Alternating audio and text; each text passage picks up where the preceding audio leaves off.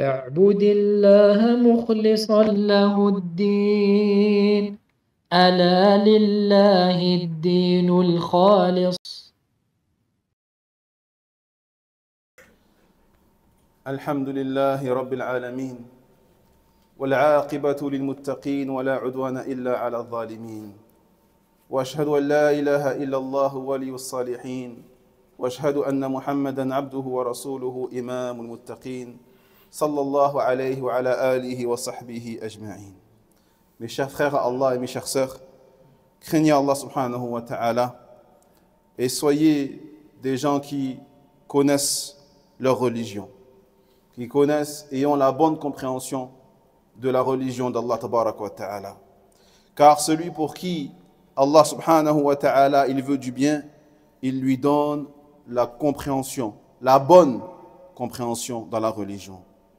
Donc la science de la religion d'Allah tabarak wa ta'ala, c'est le fait de connaître ce qu'Allah tabarak wa ta'ala a descendu sur son messager sallallahu alayhi wa sallam.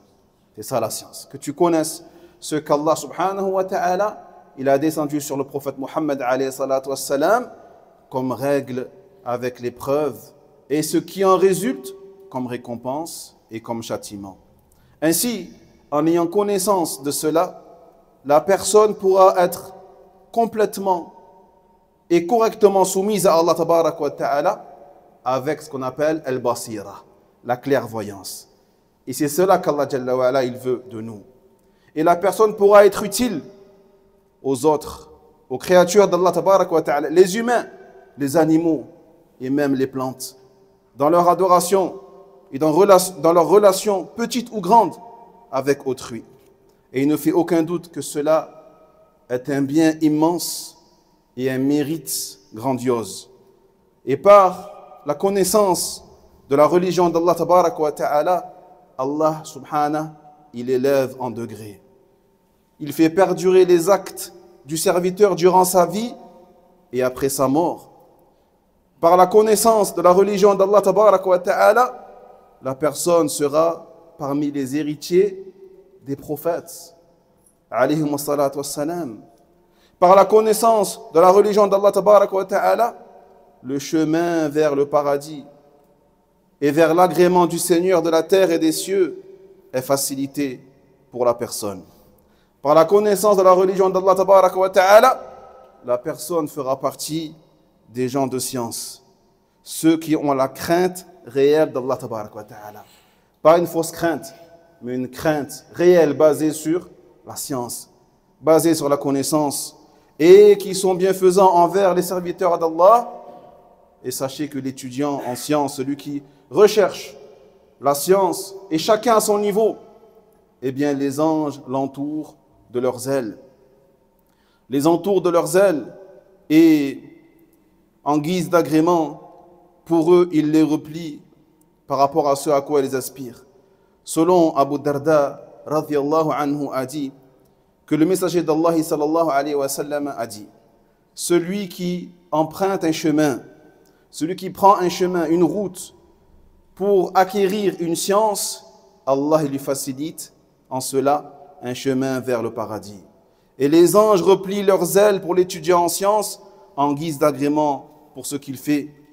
Et tous ceux qui sont dans les cieux et tous ceux qui sont sur terre et même les poissons dans l'eau demandent pardon pour al-alim, pour le savant. Le mérite du savant sur l'adorateur lambda ou qui n'est pas versé dans la science est comme celui de la lune sur les petites étoiles qui sont autour. Les savants sont les héritiers des prophètes, alayhimus salatu wassalam, et les prophètes n'ont rien laissé en héritage.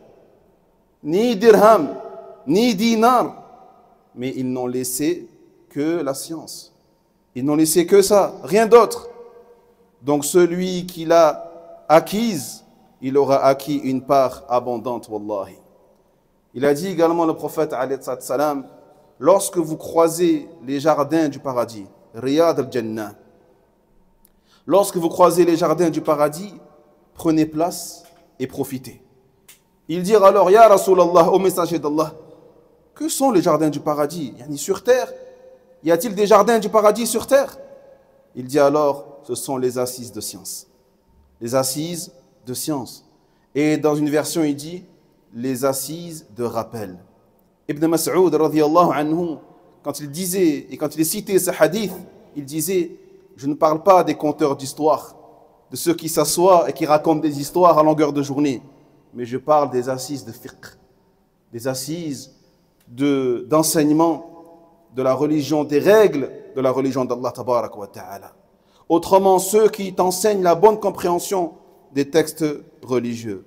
L'imam Ahmad, rahmatullah alayhi, a rapporté, selon Qabisa, qui a dit, et qui faisait partie des savants parmi les sahaba, je suis allé auprès du prophète sallallahu alayhi wa sallam qui a dit, qu'est-ce qui t'amène à moi?